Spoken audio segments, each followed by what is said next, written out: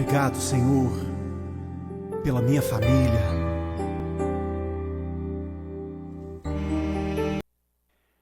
Mas eu queria, antes de orarmos pelos nossos mais uns, quero agradecer pela vida do irmão Gentil, da irmã Marcela, que nesse período de férias estiveram trazendo a mensagem, pregando. Eu acompanhei e ouvi as mensagens dos irmãos.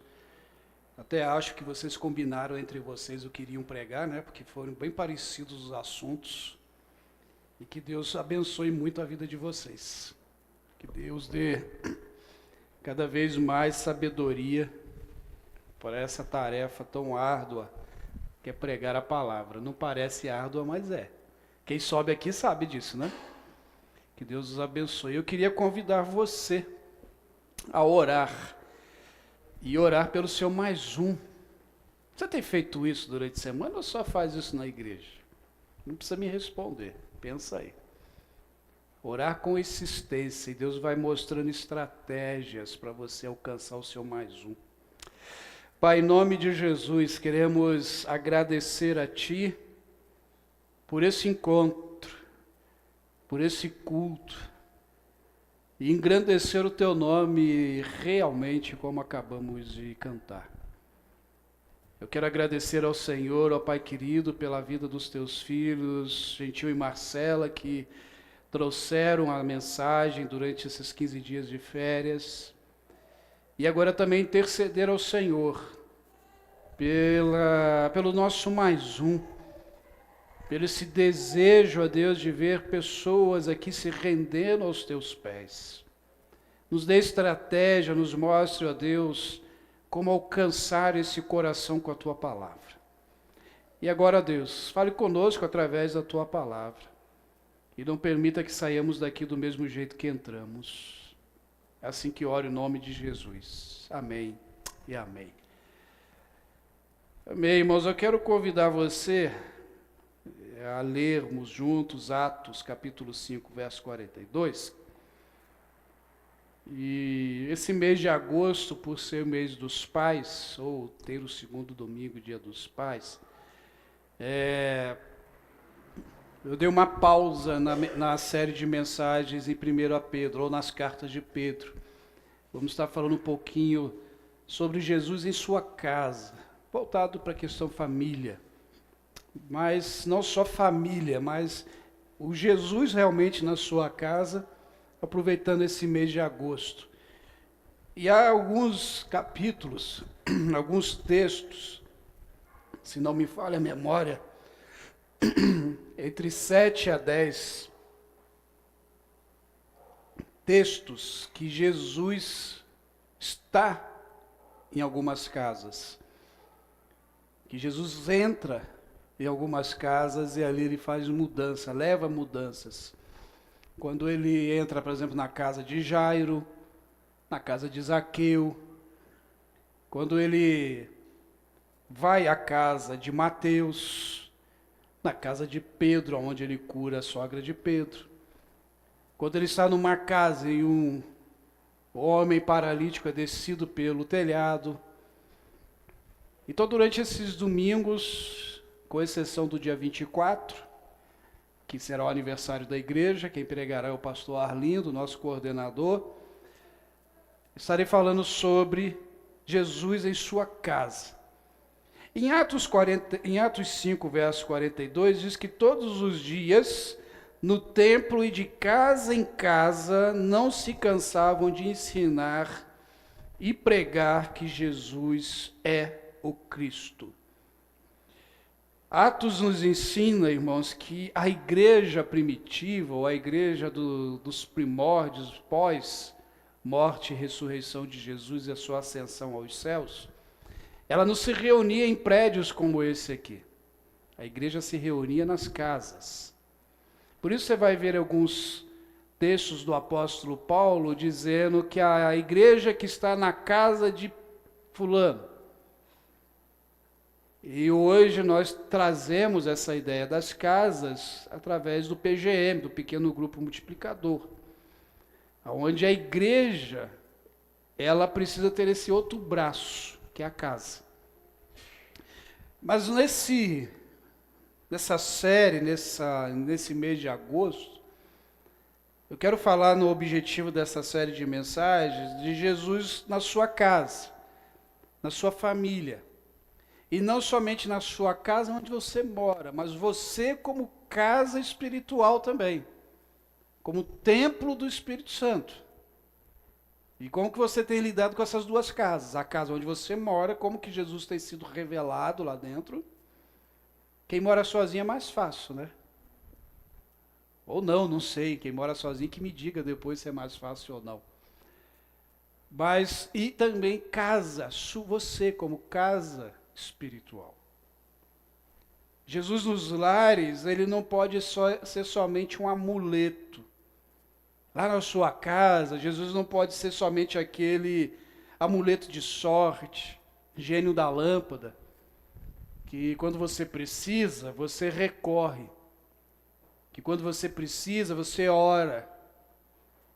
Não pode ser somente para isso. Jesus não é somente um milagreiro na nossa casa. Jesus na nossa casa, ele precisa ser Senhor e Salvador. E aí talvez você pode pensar assim, pastor, mas isso é óbvio. Sim, é óbvio. Mas o óbvio, por muitas vezes, ou em todas as vezes, ele também é necessário ser dito. Porque às vezes se torna tão óbvio que a gente já não exerce mais. E Jesus, nos lares cristãos, não tem sido o primeiro ou o princípio dentro das nossas casas. Ele não tem sido aquele a quem realmente buscamos nas nossas dores, nos nossos sofrimentos, na educação de nossos filhos. Para muitos cristãos, muitas vezes, Jesus não tem sido Senhor e Salvador no casamento, nosso trabalho. E aí pergunto para você, quem tem sido Jesus na sua casa?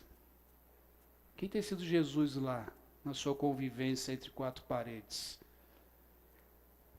Jesus da palavra, muitas vezes, ele não tem sido pregado dentro dos lares. E pregado não somente de abrir uma Bíblia e pregar, mas pregado com a vivência, com a prática, com o jeito de ser marido, jeito de ser pai, comemoraremos semana que vem, no domingo, com o jeito de ser esposa, de ser filho. Por muitas vezes Jesus tem sido negligenciado dentro das nossas casas, nas nossas atitudes. Isso falando das casas, onde daqui a pouco você vai com a sua família. Mas e você, como casa espiritual, como diz em 1 Coríntios 6,19, que o apóstolo Paulo vai dizer, será que vocês não sabem que o corpo de vocês é santuário do Espírito Santo, que está em vocês e que vocês receberam de Deus, e que vocês não pertencem a vocês mesmos? Que há uma necessidade dessa mudança na nossa vida, de realmente deixar Jesus ser Senhor e Salvador. Como que nós temos tratado essas nossas casas? Quem tem sido Jesus nas nossas casas? Será que podemos dizer com orgulho que somos cristãos? Comecei a ler um livro hoje chamado Escravos. E ele vai tratar sobre a vida do cristão. E as primeiras páginas já me impactaram sobre a questão do ser cristão. O ser cristão, no tempo de Atos, você se dizer um cristão, um discípulo de Jesus, era uma sentença de morte. Porque a igreja era perseguida, como a gente está vendo nas cartas do apóstolo Pedro. E ser cristão era uma definição de pátria, de cidadão. Quando alguém dizia, eu sou cristão, ele já estava dizendo que pátria ele era, que era a pátria do céu. Que cristão nós temos sido nas nossas casas? E para a gente pensar um pouco sobre isso, a primeira casa que eu quero falar que Jesus entrou é a casa de Marta e de Maria. E quando Jesus entra ali, ele muda as prioridades daquela casa. Quando Jesus entra na sua casa, na minha casa, o que precisa começar a ter mudanças são mudanças de prioridades, de vivências. E por isso eu convido você a abrir lá em em Lucas. É o mesmo autor, mas é outro texto. Lucas capítulo 10, verso 38 a 42. A gente conhece esse texto muito. Mas a gente precisa ver o que acontece quando Jesus entra nessa casa. Lucas 10, 38 a 42 diz: quando eles seguiam viagem, Jesus entrou numa aldeia e certa mulher chamada Marta hospedou-os na sua casa. Marta tinha uma irmã chamada Maria, que assentada aos pés do Senhor ouvia o seu ensino. Marta agitava-se de um lado para o outro, ocupada com muito serviço. Então se aproximou de Jesus e disse: o Senhor não se importa com o fato da minha irmã ter deixado que eu fique sozinha para servir? Diga-lhe que venha me ajudar. Mas o Senhor respondeu: Marta, Marta, você anda inquieta, se preocupa com muitas coisas, mas apenas uma é necessária. Maria escolheu a boa parte, e esta não lhe será retirada. Antes de mais nada, a gente precisa entender algumas coisas desse texto. Ou pelo menos o que está acontecendo no fundo de pano, nesse texto. Primeiro, isso aqui acontece antes da morte e da ressurreição de Lázaro. Isso vai acontecer tempos mais à frente. E a gente já entende a preocupação ou esse desejo de Jesus no milagre quando ele chega lá no texto de João, quando Lázaro é ressuscitado. Porque Marta e Maria e Lázaro eram grandes amigos de Jesus. Eles eram amigos dele. E Jesus aqui, quando o texto vai dizer ali no verso 38, quando eles seguiam viagem, e essa viagem era justamente a caminho de Jerusalém, quando Jesus estava indo para a sua morte. Jesus já está fazendo o caminho da crucificação. Jesus está fazendo já o caminho que trará e trouxe a liberdade da escravidão. Talvez Jesus estava procurando sossego, não sei, um pouco de descanso. E vai à casa de amigos. Vai à casa de pessoas a quem ele confia. Porque a oposição contra ele só ia aumentando, só ia piorando. Ele já está às portas da morte. Ele já está à porta de ser crucificado. E Jesus chega na casa de Marta, na casa de Maria, ali em Betânia, família que ele amava, família acolhedora. Mas Jesus não vai sozinho, né? Jesus andava com uma comitiva. Eu acredito que ali na casa estava só os 12, mas nós sabemos que Jesus tinha outros discípulos. E detalhe, Jesus andava com a multidão. Agora imagine, chega lá na sua casa. Vai eu, a Paula e mais uns 12 visitar você, na hora do almoço. Provavelmente sem avisar. Hoje é fácil, né? Eu mando lá: irmã Mazé, estou indo na sua casa, eu e a Paula mais 12. Chegamos aí daqui a 40 minutos para o almoço. Tá bom, irmã? E aí a Mazé chama a Mariângela, que mora nos fundos, para ajudá-la. Só que a Mariângela senta ali na mesa, ali com a gente conversando, batendo papo. E a Mazé lá, suor escorrendo. Quando deu para situar um pouquinho a cena aí de Jesus chegando, sem avisar. Não tinha WhatsApp, não tinha telefone. A demanda era grande demais, fazer refeição para aquele monte de homem. E Marta preocupadíssima de fazer ali a comida.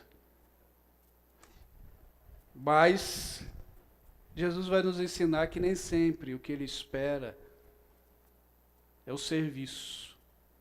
Tem outras prioridades quando Ele está na nossa casa. Ainda que a demanda era muito grande para colocar ali alimento para aquele monte de homem. Ela não esconde, Marta não esconde a sua agitação. Marta não esconde o seu desejo que Jesus desse um puxão de orelha em Maria. Alguns estudiosos, inclusive, dizem que Marta, na verdade, chamou a atenção de Maria, porque não era muito comum as mulheres ficarem no mesmo ambiente que os homens naquele tempo, principalmente aprendendo. Não era comum isso. Mas o texto mostra que, na verdade, não era isso que Marta estava querendo prevenir a sua irmã.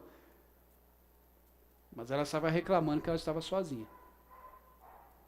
O que essas duas irmãs nos ensinam é que as nossas prioridades precisam alcançar equilíbrio quando Jesus está no nosso lar, na nossa casa. Irmãos, nós vivemos hoje um tempo em que nós buscamos muita coisa. E temos um desequilíbrio em muitas áreas da nossa vida tremendos. Por exemplo, nós buscamos uma felicidade pessoal. Nós queremos buscar uma felicidade a qualquer custo. E muitas vezes de forma deformada. E deformada por quê? Porque não é errado você ser feliz. É? Não é. Não é errado você buscar felicidade. Ainda que eu acredito que felicidade não se busca. Felicidade tem que estar dentro de nós. O que vem depois disso é resultado dessa felicidade que já habita em mim. Mas há uma busca por isso, e as pessoas vão se atropelando, vão criando problemas, vão criando dificuldades, vão olhando o outro e muitas vezes não compreendendo a cosmovisão de vida, de mundo daquela pessoa. E Marta e Maria nos ensinam sobre isso. A primeira coisa que Marta e Maria, esse texto nos ensina, que é muito fácil a gente se perder nas distrações. Irmãos, como é fácil a gente se perder e se distrair. Na vida cristã, inclusive, é muito fácil a gente se distrair e errar a rota do nosso caminho do discipulado com Jesus. É muito fácil. Qualquer coisa pode nos chamar a atenção. O verso 38 e 40 diz que quando eles seguiam viagem, Jesus entrou numa aldeia, certa mulher chamada Marta os hospedou na sua casa. Marta tinha uma irmã chamada Maria, que assentada aos seus pés, ouvia o seu ensino. Marta agitava-se de um lado para o outro, ou seja, ela estava ali dispersa de tudo o que estava acontecendo e de quem estava na casa dela. Marta se agitava de um lado para o outro, ocupada com os serviços. Então se aproximou-se de Jesus e disse: Senhor, não se importa com o fato da minha irmã me ter deixado e que eu fique sozinha para servir? Peça a ela que me ajude. Distrações. Irmãos, eu acredito que Marta realmente amava a Jesus. Eu acredito até que ela estava muito empolgada de ter Jesus na sua casa. E nessa empolgação, ela se distraiu com a cozinha. Maria, por sua vez, na sua empolgação, ela se distraiu em aprender de Jesus. Qual das duas estão erradas? Acredito eu que nenhuma das duas estão erradas. Mas a gente precisa entender algumas coisas quando nós olhamos o tipo de serviço que nós queremos prestar para o Senhor e o que está me distraindo. Porque não significa que é só porque eu estou fazendo algo para o Senhor que eu estou agradando ao Senhor. E aqui a gente pode tirar dois aprendizados que Marta vai nos trazer. Primeiro, que por algum motivo, o que ela estava fazendo, acreditava ela que era mais importante do que Maria estava fazendo. E aí talvez você vai falar assim, mas pastor, vamos pensar o seguinte, batalhão de homem, e ela sozinha cozinhando, você não acha que está sendo demais, não? Será que ela não está errada? Será que ela não está preocupada realmente da sua irmã? Está lá sentadinha de boa? Sim, talvez. Tanto que ela se incomodou com isso. Maria poderia estar ajudando? Poderia. Por que não? Mas Maria entendeu que aquele momento era único. Que aquele momento era o mais singular para a vida dela. Marta, a falha, se a gente pudesse dizer assim, de Marta, é achar que o que ela estava fazendo era mais importante. E por vezes, quando estamos na nossa casa, e casa onde você mora, torna a explicar, ou você como casa, nós achamos que aquilo que a gente faz é o mais importante do que o outro faz. Achamos que a nossa vida é a mais importante do que a do outro. E esquecemos que diante do reino, diante do Senhor Jesus, nós somos nivelados ao mesmo patamar de filhos ou de servos. Ninguém é diferente. Mas a segunda coisa que eu queria destacar é que Maria, de alguma forma, entendeu que estar com Cristo, naquele momento, era o mais importante. Ela entendeu isso. Ainda que poderia estar ajudando a sua irmã. Mas ela entendeu que aquele momento ali era importante. Era um momento ímpar na vida dela. Mas quando eu olho esses dois prismas aí, dessas duas mulheres, eu entendo, irmãos, que a gente precisa entender que na vida cristã há um momento de ir, mas há um momento de ficar também. Há um momento de ir até Jesus e de ir por Jesus. Mateus 11, 28, 30 diz: venham a mim todos os que estão cansados, sobrecarregados, eu vos aliviarei. Tome sobre vocês o meu jugo e aprendam de mim, porque sou manso e humilde de coração, e vocês acharão descanso para a sua alma, porque o meu jugo é suave e meu fardo é leve. Mateus 11, Jesus está ensinando que nós precisamos primeiro ir até Ele. Ele diz, venham. Mas Mateus também, capítulo 20, verso 19, vai dizer, portanto, vão e façam discípulos de todas as nações, batizando-os em nome do Pai, do Filho e do Espírito Santo. Aqui Jesus diz, vão. Mas antes da gente ir, a gente precisa ir primeiro até Jesus. Antes de ir por Ele, precisamos ir até Ele. E aqui entra o grande desequilíbrio dentro dos nossos lares, que muitas vezes a gente toma decisões, ou como casa, como eu estou dizendo, você também, como servo, discípulo de Jesus, tomamos decisões antes de irmos até Jesus. Nós queremos queremos ir por Ele, ou queremos ir resolver as nossas pendengas, mas esquecemos de ir até Ele primeiro, de orar primeiro, de buscar a presença dEle primeiro, de perguntar a Deus, o que o Senhor quer que eu faça? Dizer, Senhor, esse problema meu, esse problema da minha família, esse meu problema de trabalho, da minha empresa, enfim, está difícil demais. E antes também de começar a tomar algumas decisões, esperar a resposta dEle. Mas por que nós não somos assim? Por que nós muitas vezes agimos mais como Marta? Eu fico imaginando, irmãos, isso aí já é imaginação pastoral, permita-me aqui a liberdade, mas eu fico imaginando que não é que Jesus chegou com aquela comitiva, e Jesus antes chegava, ele ensinava. A presença dele já era um ensino. E Marta, na hora que começou lá, imagine, vamos imaginar, trazendo para a nossa linguagem de hoje, ela botou o feijão na panela de pressão, a carne para assar, tem que vigiar o arroz, e olha que era arroz pra caramba. E ela ouvindo Jesus ensinando a Maria. Eu fico imaginando o seguinte: Jesus, dê licença, eu quero aprender também, mas eu tenho que vigiar a comida. Se eu desligar o fogão, depois o senhor não faz um milagre aí para a comida aparecer? Como o senhor fez lá com aquela multidão? O não ela já teria, né? Custava, né? Só imaginação, tá, irmãos? O que eu quero dizer é o seguinte, que muitas vezes a gente prefere fazer igual Marta. Vamos logo para a cozinha.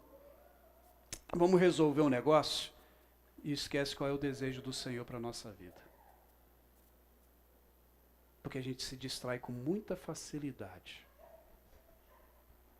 com aquilo que está em nosso redor, com os nossos problemas, as nossas dificuldades.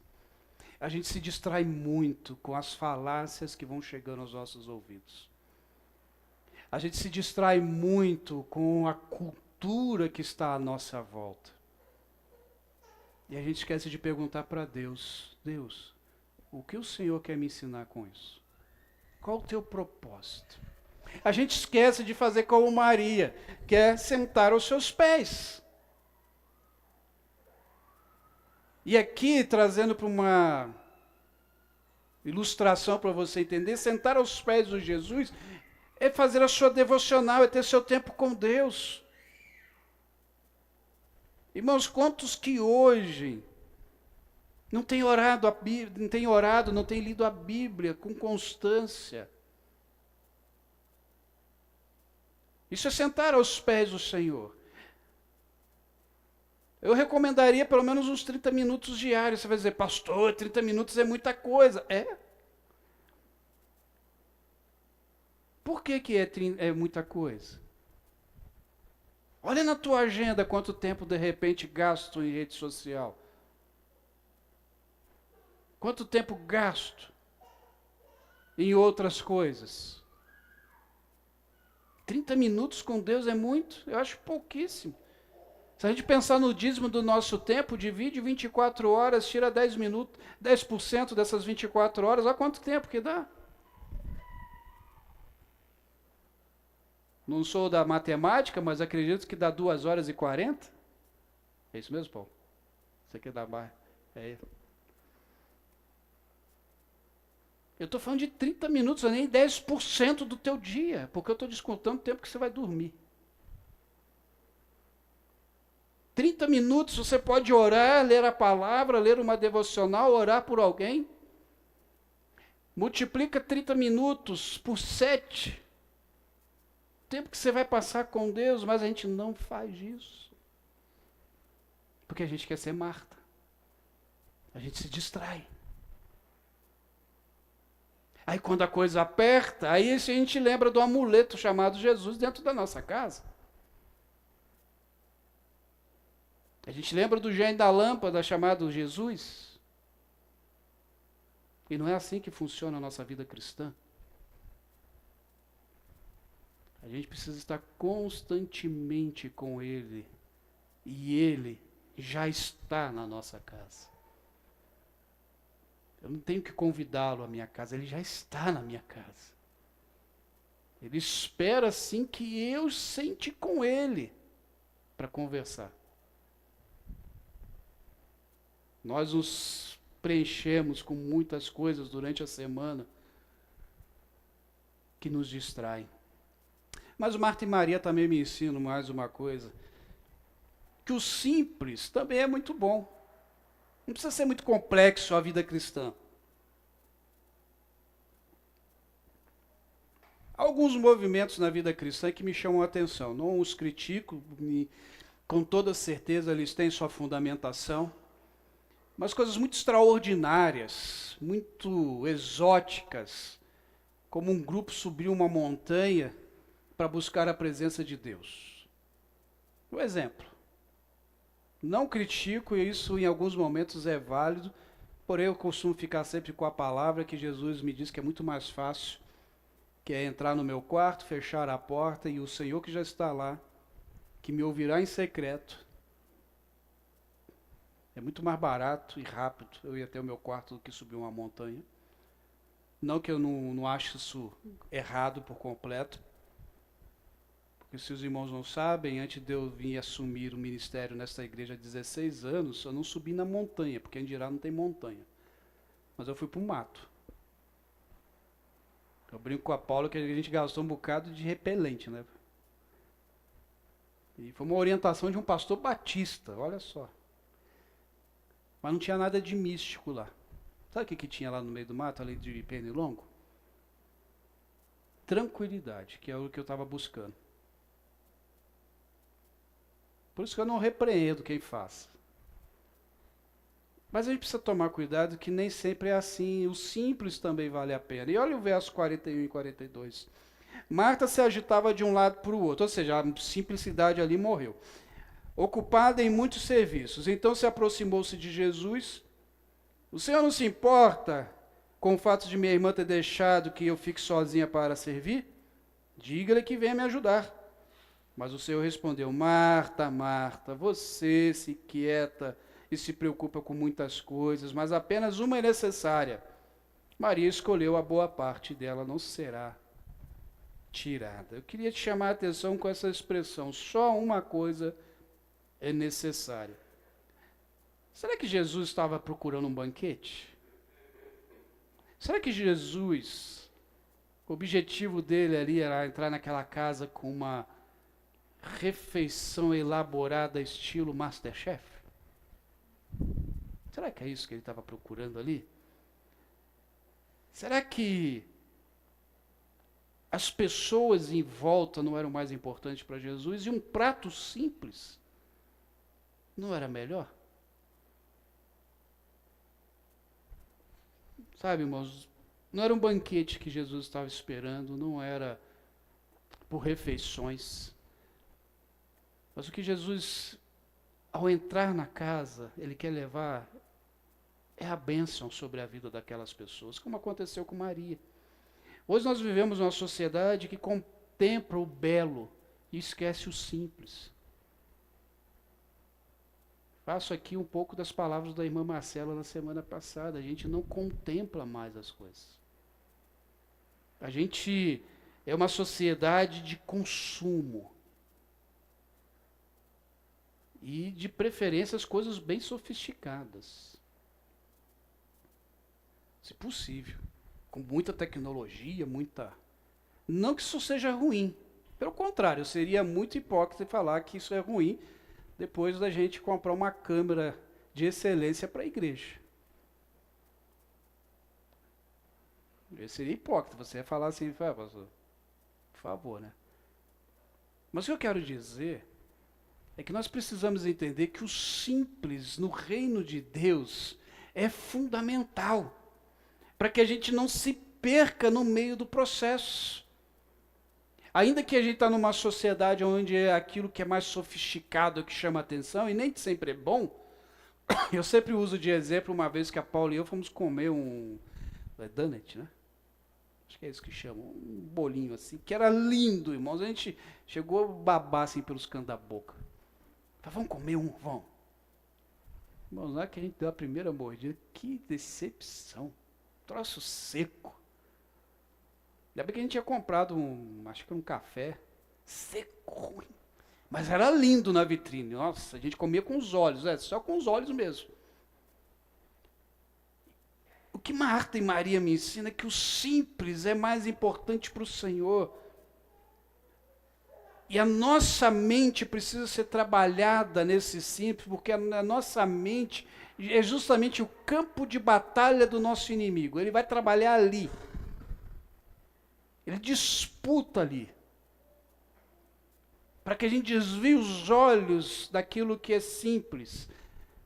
É só olhar a vida de Jesus, que sofisticação tinha na vida de Jesus. Até hoje, judeus não convertidos esperam o Jesus, o Messias, porque eles não entenderam o Messias que veio. O Messias que nasce num comedouro de animal, num curral, que a Bíblia chama de Rei dos Reis,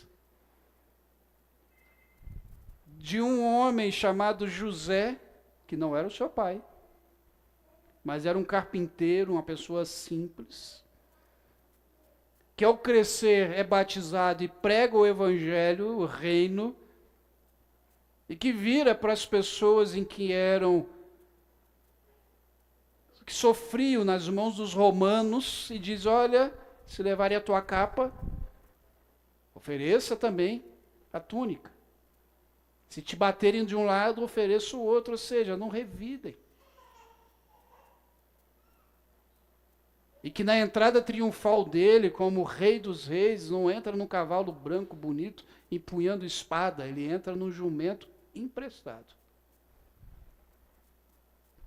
Que nem era dele, ele pediu emprestado. Que olha para alguns discípulos que queriam segui-lo e diz: olha, eu não tenho nem aonde repousar a minha cabeça. E morre numa cruz. É enterrado num túmulo que não é dele, emprestado. Emprestado de José de Arimateia, que empresta para ele um túmulo novinho. Vida simples, mas que ressuscitou ao terceiro dia. E hoje é proclamado em todo o mundo como Rei, Senhor e Salvador. Vida simples nos conduz à eternidade. Eu não estou dizendo que você não pode sonhar com bens, eu não estou dizendo que você não pode sonhar em ser rico, porque a Bíblia também mostra que riqueza é prosperidade do Senhor. Temos exemplo de José, temos exemplo de Abraão, temos exemplo de Salomão. Não é isso que eu estou dizendo. Eu estou dizendo que muitas vezes nós desviamos os nossos olhos. Porque estamos muito apegados a coisas e não temos mais a visão de um reino simples dentro da nossa casa e da nossa vida. E aí começamos a nos acumular de tarefas, de serviço, de trabalhos. E eu te mostro um exemplo. Não responda para mim, responda para você, mas quantos que durante a semana frequentam o PGM? Que é 1 hora na semana. E os líderes sabem que a gente sempre fala: não deixa passar de 1 hora, porque no outro dia é dia de pobre, a gente precisa levantar para trabalhar. Porque tem dia que no PGM, irmãos, a vontade é não ir embora. Não é assim quem vai? A coisa está tão boa que a vontade é de não ir embora. Mas no outro dia a gente tem que levantar cedo, então tem que ir embora. Por que você não tem ido? Pastor, é porque eu trabalho muito durante a semana. Jó, irmãos, eu entendo isso, eu trabalho 14 horas por dia. Eu sei o que é trabalhar demais.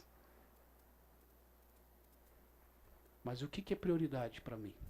Ah, o senhor é pastor. Não, antes de ser pastor, eu sou cristão.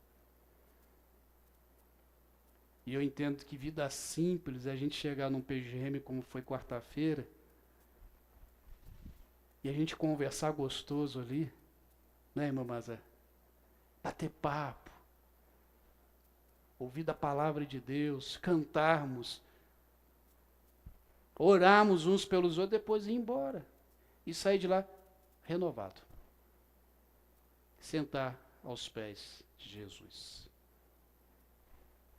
Quer ver outro exemplo? Veja se a sua vida está ou não envolvida naquilo que não é simples. A cada 15 dias temos um culto de oração aqui na igreja, nas terças-feiras. A cada 15 dias. E o desejo de quem dirige esse culto é que fosse semanal. Mas por que não é semanal? Porque vem poucas pessoas. E é 1 hora de culto, de oração. 1 hora. Por que você não vem? Porque talvez a sua vida não está sendo simples. Talvez você não está sentando aos pés de Jesus. Para que a gente possa sair daqui,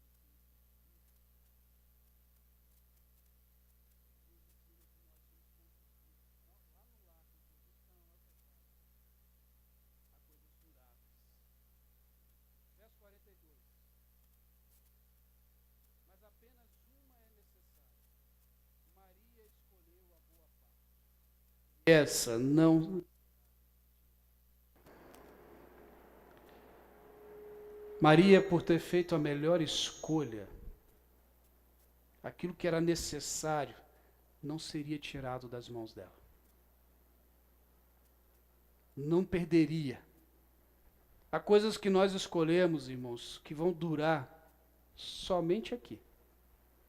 E olhe lá. E olhe lá. Porque tem coisas que têm tempo de validade para se estragar. Não são duráveis. Mas quando nós escolhemos sentar aos pés de Jesus e colocamos ali a nossa prioridade, nós escolhemos algo que é para a eternidade. E já começamos a colher aqui.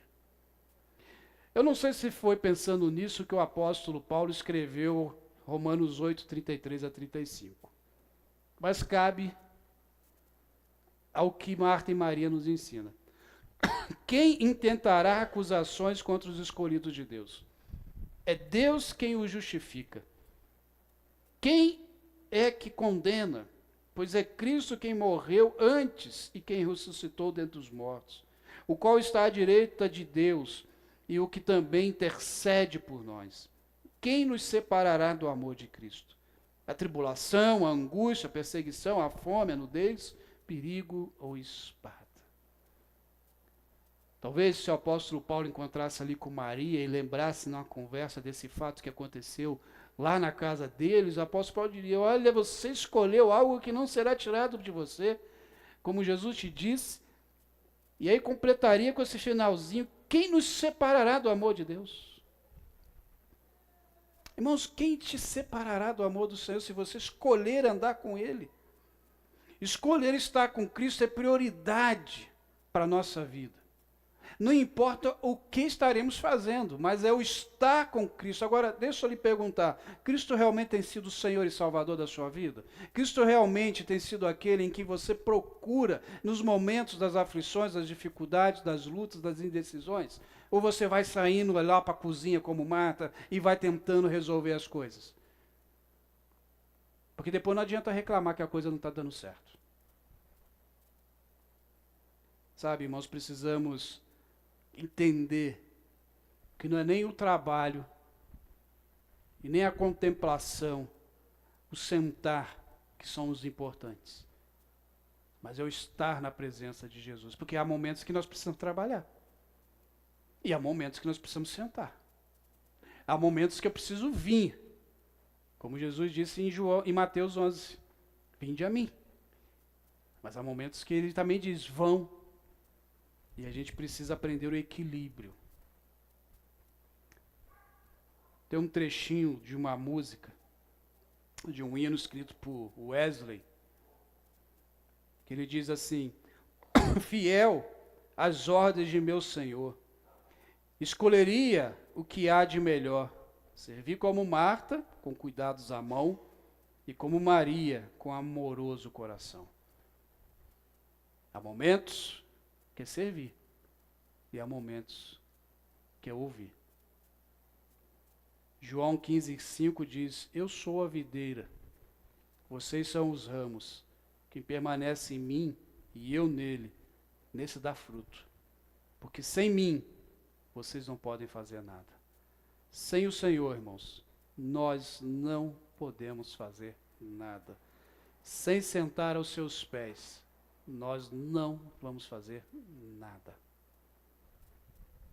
Então é momento da gente entender essa prioridade e colocá-la em equilíbrio. Como que está a prioridade da tua vida cristã? Como que está a tua vida com Deus? Como que está teu caminhar? As distrações estão te chamando mais atenção? O simples não é muito importante para você? Você está escolhendo coisas que são passageiras ao invés do reino?